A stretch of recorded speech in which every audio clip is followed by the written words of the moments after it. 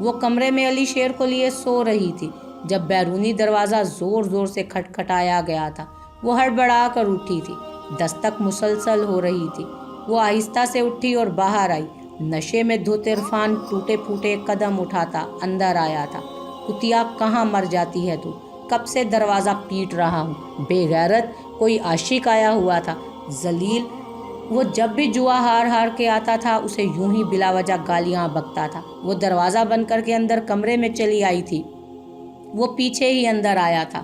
اس کی لال بوٹی جیسی آنکھیں اسے ڈرا رہی تھیں، اس کے منہ سے گندی باز کے بھبوکے اڑ رہے تھے۔ کتیا چل اٹھ۔ کیوں، کیا ہوا؟ اس نے چارپائی سے اسے کھینچا تھا۔ میں تجھے طلاق دیتا ہوں۔ وہ جہاں کی تہاں رہ گئی تھی، سانس گلے میں کہیں اٹک سی گئی۔ وہ اسے بازو سے کھینچ رہا تھا۔ طلاق، طلاق، چل اٹھ، نکل یہاں سے۔ ایسی بے وقتی، ایسی بے حرمتی۔ آسمان والے اس لمحے اسے نفرت سے تو دیکھ ہی رہے ہوں گے، اسے بد دعائیں تو دے ہی رہے ہوں گے، جو اس کمزور عورت کے منہ پر دنیا کی سب سے ناپسندیدہ شے مار کر اسے رونج دینا چاہتا تھا۔ چل کتیا اٹھ، نکل میرے گھر سے، چل دفان ہو جا۔ وہ بس کسی مصرف شے کی طرح پھر سے دھتکار دی گئی تھی۔ وہ آنے والا ہے تجھے لینے، وہ فیض، ہاں وہ۔ اس نے اسے کمرے سے باہر نکال دیا تھا۔ بڑی منحوس نکلی تو سچی، تجھ پہ داؤ کھیلا اور ہار گیا، اس نے جیت لیا تجھے۔ چل اس کے ساتھ چلی جا، وہ حرام زادہ جیت گیا تجھے مجھ سے، جا۔ وہ کانپ کر رہ گئی تھی۔ وہ رات بڑی بھیانک تھی، کسی خون آشام بلا جیسی، جس کے سیاہ پنکھوں میں بس گاڑھا سیال کسیلا اندھیرا قید تھا۔ صحن میں زخموں سے چور، درد سے بے حال امبرین سر جھکائے بیٹھی تھی۔ وہ تو اپنی کہہ کر کمرے میں جا چکا تھا، اپنے تئیں اس نے اس کا قصہ ختم کر دیا تھا۔ تبھی بیرونی دروازے پر دستک ہوئی تھی۔ وہ دہل سی گئی۔ یقیناً وہ فیض تھا، عرفان کا وہ دوست جو اسے جوئے میں جیت چکا تھا۔ وہ یقیناً اس کے لیے ہی آیا تھا۔ وہ جلدی سے اٹھی اور صحن کے ایک کونے میں بنے باورچی خانے میں بھاگ گئی، دروازہ مضبوطی سے بند کیا اور وہیں دیوار کے ساتھ بیٹھ گئی۔ دروازے پہ مسلسل دستک ہو رہی تھی۔ حرافہ عورت کہاں مر گئی ہے؟ امبرین، کتیا دروازہ کھول، اے!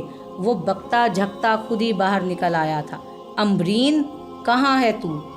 وہ اسے آوازیں دیتا دروازے کی طرف چلا گیا تھا۔ امبرین نے منہ کس کے بند کیا ہوا تھا۔ کدھر ہے میری امانت، کہاں ہے؟ دیکھ اب تو مکرنا نہیں مکر رہا کتے، دے دی ہے میں نے اسے طلاق، لے جا، دفان ہو منحوس۔ ہے کدھر یہ؟ ابھی تو یہیں تھی، پتہ نہیں کہاں مر گئی۔ اے امبرین! وہ اسے ڈھونڈتا ڈھانڈتا باورچی خانے کے دروازے پہ آ رکا تھا۔ دروازہ کھول، چل باہر آ جا، وہ آ گیا ہے۔ اے تجھے نہیں کہہ رہا، باہر آ۔ وہ دروازہ کھٹکھٹانے لگا تھا۔ دیکھ میرا ماتھا خراب نہ کر، میں تیرے ساتھ وہ حشر کروں گا کہ قیامت تک یاد رکھے گی۔ چل دروازہ کھول کتیا، کھول دروازہ۔ وہ اب دونوں دروازے پر زور آزمائی کرنے لگے تھے۔ وہ دروازے کی اوٹ میں دیوار کے ساتھ ٹیک لگائے، منہ سختی سے بند کیے بے آواز رو رہی تھی۔ یا اللہ، تو کیا چاہتا ہے؟ کیا مرضی ہے تیری؟ ساری حیاتی مجھے بس یہی سہنا ہے۔ یا اللہ، اب تو مدد بھیج دے، میرے لیے بھی کوئی معجزہ ہو۔ دروازہ ایک دھاڑ سے کھل گیا تھا۔ سب سے پہلے فیض ہی اندر آیا تھا۔ لے، یہ تو میری جان یہاں ہے، چل آ جا۔ صرف اس کی آنکھیں ہی نہیں، اس کے لہجے سے بھی گھن آ رہی تھی۔ اسے پچکارتے ہوئے وہ ہاتھ آگے بڑھا رہا تھا۔ چل نا، میں تجھے بڑا خوش رکھوں گا۔ اس عرفان بے غیرت نے تو تیری قدر نہیں کی، میں ایسا نہیں ہوں۔ چل اٹھنا، چل۔ اس نے اسے کھینچا تھا۔ امبرین نے سہارے کے لیے شیلف کا کونا مضبوطی سے پکڑ لیا تھا۔ دیکھ، پیار سے کہہ رہا ہوں، مان جا، تیرا ہی بھلا ہے، چل اٹھ۔ اس نے ایک بار اور جھٹکا دیا، اس کا ہاتھ پھسل گیا اور سہارا چھوٹ گیا۔ وہ فرش پر گھسٹتی ہوئی دور تک گئی تھی۔ وہ کمینے انداز سے ہنسا تھا اور اسے ویسے ہی گھسیٹتا ہوا باہر لے آیا تھا۔ جا، لے جا اسے، بانجھ عورت، بے فیض عورت، آخ تھو۔ وہ انتہا تھی، کسی کی اس سے زیادہ تذلیل کیا ہوگی؟ وہ انتہا تھی، کوئی اس سے زیادہ کیا سہے گا؟ اس ایک لمحے میں اس نے جانا کہ وہ اشرف المخلوقات ہے۔ اسے زمین پر یوں ہی جانور بننے کے لیے نہیں بھیجا گیا، اسے دو ہاتھ پاؤں کسی مقصد کے لیے دیے گئے ہیں۔ امبرین نے اندھیرے میں دیکھا، اس سے کچھ فاصلے پہ فرش پر پڑا اسے اسٹیل کا بڑا گلاس مل گیا تھا۔ اس نے ایک لمحہ لگایا اور فیصلہ کر لیا، آر یا پار۔ اس نے اپنی پوری طاقت جمع کی اور ایک جھٹکے سے اپنا بازو چھڑوایا۔ اس سے پہلے کہ وہ کچھ سمجھتا، وہ گلاس اٹھا کر کھڑی ہو چکی تھی۔ 1 2 4 6 10 وہ پاگلوں کی طرح اس کے آدمی کے سر پر گلاس برساتی چلی گئی تھی۔ وہ نشے میں اتنا غفیل آدمی کم از کم اس وقت کوئی مزاحمت نہیں کر سکتا تھا۔ امبرین کے دونوں ہاتھ خون سے بھر چکے تھے، خون کے چھینٹے اڑ اڑ کر اس کا چہرے پہ پڑ رہے تھے۔ وہ بس جنونیوں کی طرح اس کے سینے پہ وار، اس کے سر پہ، اس کے چہرے پہ اسٹیل کے گلاس سے وار کر کر کے مارتی چلی جا رہی تھی۔ یہ کیا کر دیا تو نے کمینی؟ اب اس نے دیکھا کہ اس نے کیا کر دیا تھا۔ فیض کا بے جان لاشا وہیں پڑا رہ گیا تھا، دور تک خون ہی خون تھا۔ اس نے بے یقینی سے اپنے کانپتے خون سے سنے ہاتھوں کو دیکھا تھا۔ تو نے اسے مار ڈالا کمینی، تو نے اسے، وہ چلایا اور اس کی طرف لپکا تھا۔ وہ تیزی سے باورچی خانے کی طرف بھاگی تھی، وہ پیچھے ہی آیا تھا۔ اس نے آگے بڑھ کر اس کی گردن دبوچی تھی اور اسے شیلف سے لگایا تھا۔ تو نے اسے مار دیا حرافہ عورت، مار دیا تو نے اسے۔ وہ بمشکل سانس لے پا رہی تھی۔ عرفان کے ہاتھ اس کی گردن کے گرد اپنی گرفت مضبوط کرتے جا رہے تھے۔ اس کی آنکھیں باہر ابلنے کو تیار تھی۔ وہ اس کی گرفت میں بنا پانی کے مچھلی جیسی تڑپ رہی تھی۔ جب سے تو میری زندگی میں آئی ہے کوئی سکھ نہیں ملا، تو ہے ہی منحوس، تجھے مر ہی جانا چاہیے۔ وہ مرنے ہی والی تھی، سانس بند ہونے کو تھی۔ وہ پوری جان لگا کر اس کا گلا گھونٹ چکا تھا۔ تبھی اس نے آخری مزاحمت کا سوچا۔ ہاتھ مار کر اس نے شیلف سے وہ چھری اٹھا لی تھی۔ عرفان کی چیخ فلک شگاف تھی، اس کی کمر سے خون کا فوارہ پھوٹ نکلا تھا۔ امبرین کی گردن پہ اس کی گرفت ڈھیلی ہوتی چلی گئی تھی۔ اس نے دوسرا وار اس کے دل پہ کیا تھا۔ وہ سیاہ دل، وہ بس ایک لوتھڑا تھا، ہر احساس، ہر جذبے سے عاری۔ وہ بہت دیر کھڑی اسے فرش پر تڑپتے دیکھتی رہی۔ آسمان پر اب سرمئی بادل جمع ہونے لگے تھے، دور کہیں بجلی کی لشک تھی، موسم کے تیور ہولے ہولے بگڑ رہے تھے۔ وہ وہیں باورچی خانے میں فرش پر سر جھکائے بیٹھی تھی، خود کو ان گنت بار چٹکیاں بھی کاٹ چکی تھی، لیکن وہ خواب نہیں ٹوٹ رہا تھا تو کیا وہ حقیقت تھی؟ اس نے لمبے لمبے سانس لیے اور عرفان کی چھت کو گھورتی بے جان آنکھوں کو دیکھا۔ موت کا قہر انہیں پتھر کا کر گیا تھا۔ تبھی باہر زور کی بجلی چمکی تھی اور بادل گرجا تھا۔ اندر کمرے میں علی شیر زور زور سے رونے لگا تھا۔ اب اس کا سکتہ ٹوٹا تھا۔ آسمان کے تھال میں گویا چھید ہو چکے تھے، ذرا ذرا سی بوندیں پھسل پھسل کر زمین پہ آ رہی تھی۔ علی شیر کو کندھے سے لگائے وہ دہلیز پار کر گئی تھی۔ اب اس کا وہاں کچھ بھی نہیں رہا تھا۔ بارش کی بوندیں قہر بن کر برس رہی تھی۔ اس نے اپنی ساری زندگی میں کبھی اتنی موسلادھار بارش نہیں دیکھی تھی۔ بوندیں بدن پر پتھروں کی طرح لگتی تھی۔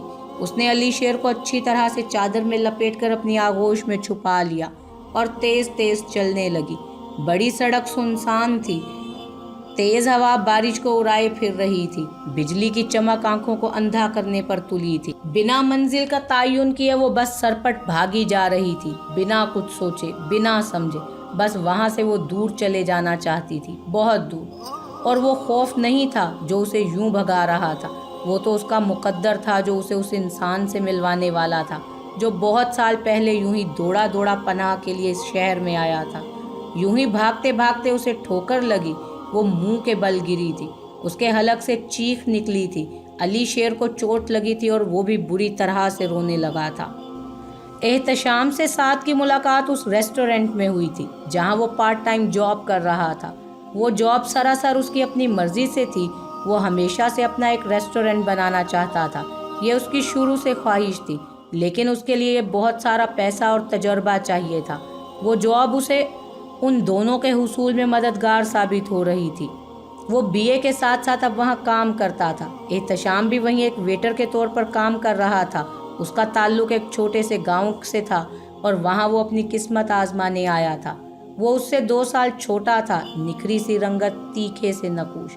پہلے تو سرسری بات چیت ہوتی رہی، یوں ہی روزمرہ کی باتیں، ہولے ہولے دوستی ہو گئی تو ساتھ پر عقدہ کھلا، وہ بھی اسی کی طرح ہے، ہم جنس پرست۔ وہ احسن کے جانے کے بعد ویسے بھی اکیلا تھا، احسن کی جگہ کوئی نہیں لے سکتا تھا، لیکن وہ اپنی جگہ ضرور بنا سکتا تھا۔ اور وقت گزاری کے لیے اس کا ایک اچھا ساتھی تھا وہ آج کلب سے نکلا تو موسم اپنے تیور بدل چکا تھا۔ تیز آندھی اور موسلادھار بارش اسے ہمیشہ سے ہی پسند رہی تھی۔ اسے اپنا بچپن یاد آ جاتا تھا جب وہ ماں کے ساتھ صحن میں کھیلا کرتا تھا۔ وہ دونوں اکٹھے بارش میں نہاتے تھے اور زور زور سے گاتے تھے۔ انہی سوچوں میں ڈوبا وہ سیدھا چلا جا رہا تھا جب اس کے سامنے ایک عورت کو بھاگتے ہوئے آتے ہوئے دیکھا تھا۔ اس کی گود میں ایک بچہ تھا۔ وہ بھاگتے بھاگتے ٹھوکر کھا کے گر پڑی تھی۔ عادل جلدی سے اس کی طرف دوڑا تھا۔ اس کی گود میں موجود بچہ بری طرح سے رو رہا تھا۔ آپ ٹھیک ہیں؟ زیادہ چوٹ تو نہیں لگی آپ کو؟ وہ اس کا سوال نظر انداز کیے اپنے بچے کو دیکھ رہی تھی۔ اسے چوٹ نہیں آئی تھی، بس وہ ڈر گیا تھا۔ بی بی اتنی رات کو کدھر جا رہی ہیں اتنی بارش میں؟ وہ بچے کو پچکارتی اٹھنا چاہتی تھی لیکن اٹھ نہیں سکی تھی۔ اس کے پاؤں میں وہ کانچ کا ٹکڑا بری طرح دھنس چکا تھا۔ زور کی بجلی چمکی اور بادل گرجا تھا۔ عادل نے دیکھا وہ 27-28 سال کی عورت تھی، زخموں سے بھرا چہرہ، پھٹے ہوئے کپڑے۔ میں آپ کی کچھ مدد کروں؟ امبرین تکلیف کے مارے رو دینے کو تھی۔ اب بس وہ تھک گئی تھی، اب بس وہ مدد چاہتی تھی۔ اس رات میں وہ اتنا کچھ جھیل چکی تھی کہ اب بس اسے سہارا چاہیے تھا، اب اسے پناہ چاہیے تھی، اپنے سے زیادہ اس ننھے بچے کے لیے۔ مجھے ایک چھت کا آسرا چاہیے، میں بہت تھک چکی ہوں۔ وہ نہیں جانتی تھی کہ اس نے اس پر اتنا بھروسہ کیوں کیا تھا، بس وہ اب اٹھنا چاہتی تھی۔ عادل نے اسے سہارا دیا۔ مجھے کہیں رات گزارنی ہے، مجھے یہ مدد دے سکتے ہو؟ بارش زوروں پر تھی۔ میں جس علاقے میں رہتا ہوں اس کا نام شرفا لینا بھی گالی سمجھتے ہیں۔ وہاں کی ایک رات آپ کو ساری زندگی کے لیے رسوا کر دے گی۔ وہ استہزاء میں ہنسی تھی۔ مجھے اب جہنم میں بھی پناہ مل جائے تو وہ بھی منظور ہوگی، میرے لیے وہ اس زندگی سے بہتر ہوگی۔ بارش کے ساتھ سڑک پر اس کا خون بہتا جا رہا تھا۔ عادل نے احتیاط سے وہ کانچ اس کے پیر سے علیحدہ کیا۔ آپ چل سکیں گی، اب منزل کچھ ہی دور ہے۔ رمیسا اور فرحان کو ایک عزیز کی شادی میں دوسرے شہر جانا تھا۔ وہ ولید کو ساتھ لے کر دوپہر کو ہی نکل گئے تھے۔ ساتھ گھر پر تھا۔ رمیسا نے تو اسے ساتھ چلنے کو کہا تھا لیکن وہ ٹال گیا۔ میں کیا کروں گا جا کر، بور ہی ہوں گا، آپ لوگ ہو آئیں۔ وہ ابھی زیادہ دور نہیں پہنچے تھے جب شادی والے گھر سے خبر آ گئی۔ وہاں کوئی ایمرجنسی ہو گئی تھی جس کی وجہ سے شادی کینسل کر دی گئی تھی۔ وہ دونوں میاں بیوی واپس پہنچے تو شام کے سائے لمبے ہو رہے تھے۔ بیرونی دروازے کی چابی فرحان کے پاس ہوتی تھی۔ وہ اندر پہنچے تو فل آواز میں میوزک آن تھا۔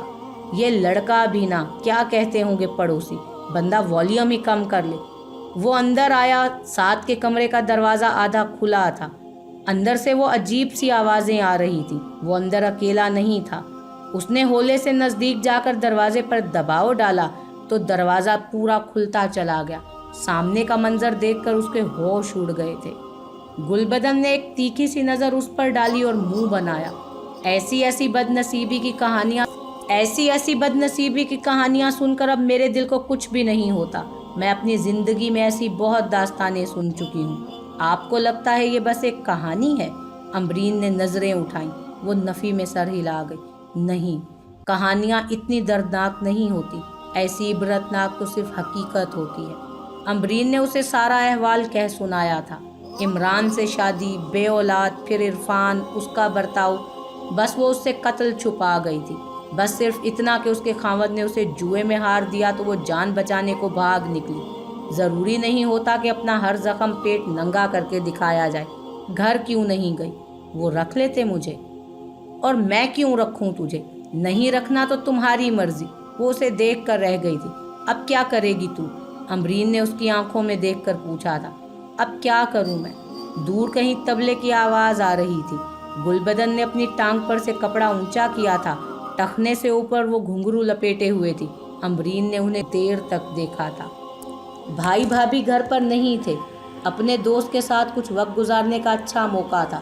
اس نے اسے فوراً فون ملایا۔ تقریباً 10 منٹ بعد وہ اس کے سامنے آ گیا تھا۔ یو چوز مائی روم اور مائی بردرز۔ اس نے آنکھ کا کونا دبایا اور اسے شرارت سے پوچھا۔ I'll rather choose you۔ سعد ہنسا اور اس کے ساتھ اپنے کمرے میں آیا تھا۔ فضا میں خواہشوں کے ننھے سے شعلے اڑتے پھر رہے تھے۔ سعد نے میوزک کا والیوم بڑھا دیا۔ وہ اس کے ساتھ میں ایسا مدہوش تھا کہ کسی لمحے بھی اسے بیرونی دروازہ کھلنے کی آواز نہیں آئی۔ وہ دونوں کب اندر آئے اسے پتہ ہی نہیں چلا۔ फरहान दरवाजे पे खड़ा था, मुट्ठियां भींचे, शुशदर सा। वो दोनों उसको देखकर एकदम अलहदा हुए थे। फरहान ने जूता उतार लिया। फरहान की नंगी कमर पर जा बजा लाल लाल निशान फैलते चले गए। एहतशाम भाग खड़ा हुआ। कहाँ से ये गलाजत सीख ली तूने? किसने ये राह दिखा दी तुझे? साद, तू इतना गिर चुका है। साद की नज़रों के सामने वो रात आ गई, वो कमरा, कारी, मार, कैद, स्टेशन, लाश, खून। उसने उसका जूते वाला हाथ पकड़ लिया था। बस बहुत हो गया भाई, बस। एक तो ये फोहश हरकत करता है, ऊपर से मुझे आंखें दिखा रहा है। ये मेरी जिंदगी है, ये सब कुछ वो है जो मुझे चाहिए। सुना आपने? आपके लिए ये गलाजत है तो हाँ, मैं गलीज हूँ। मेरे लिए आप गलीज हैं। वो यकदम हलक के बल चिल्लाया था। फरहान ने उसे बेयकीनी से देखा था। वो नफरत से उसे ही देख रहा था। ये मेरी जिंदगी है और इसे कैसे जीना है ये फैसला मेरा होगा। आप नहीं बताएंगे मुझे। बकवास बंद करो अपनी। ये मेरा घर है और यहाँ ये सब गंदगी नहीं होगी। साद उसके नज़दीक आया और उसकी आंखों में देखा। ये आपका घर नहीं है, ये मेरे बाप का घर है। ये जितना आपका है उतना ही मेरा भी है। वो धक से रह गया था। वो उसे पहचान ही नहीं पा रहा था। क्या सचमुच वो उसका सगा भाई था?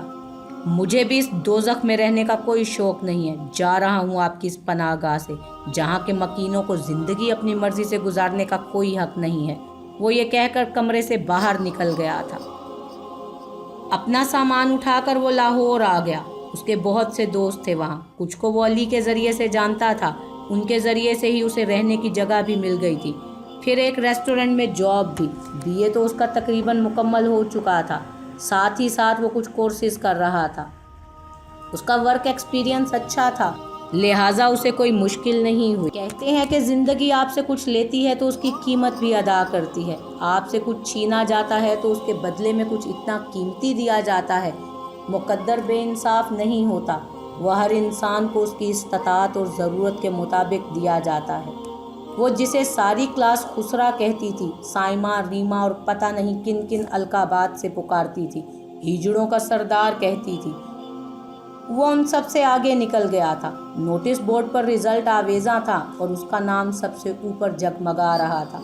उसका नाम देखने के लिए गर्दन को ऊंचा उठाना पड़ता था। वो खुद पे भौंकने वाले कुत्तों को पत्थर मारने को नहीं रुका था, तभी अपनी मंजिल पे पहुंच सका था। वो ज़रा सा टेढ़ा मेढ़ा इंसान, जिनसी कमी का शिकार, बहुत सारी जिस्मानी कमज़ोरियों का मारा हुआ, वो लड़का ज़हनी तौर पर बहुत मजबूत था। उसके पास तो कुछ भी नहीं था, बस कुछ ज़रा बराबर की ख्वाहिश और चट्टान जैसा हौसला था। वो ज़मीन था, उसे अब फलक होना था। किसी का देखा हुआ ख्वाब था वो, उसे हर सूरत में ताबीर बनना था। वो अभी उसकी मंजिल नहीं थी, वो पुरुमीद था। सितारा बनने का वही रास्ता था जिस पर वो खड़ा था। वो आईने के सामने बैठी खुद को बगौर देख रही थी। मेकअप की तहों तले वो पुरानी अमरीन तो कहीं गुम हो चुकी थी। वो एक नई अमरीन थी। ये बड़ी बड़ी काजल से लबालब आंखें, गाजा लगे गाल, आतशी लब, जेवरात, गजरे, और वो खूबसूरत पोशाक और वो घुंघरू, मोटे मोटे और बड़े से। मुर्दार हलाल होता है जब सामने मौत खड़ी हो।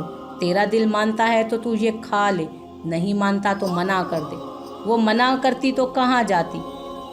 बाहर पुलिस यकीनन उसकी तलाश में होती। उसके माँ बाप उसे कतन नहीं रखने वाले थे। वो कहाँ जाती?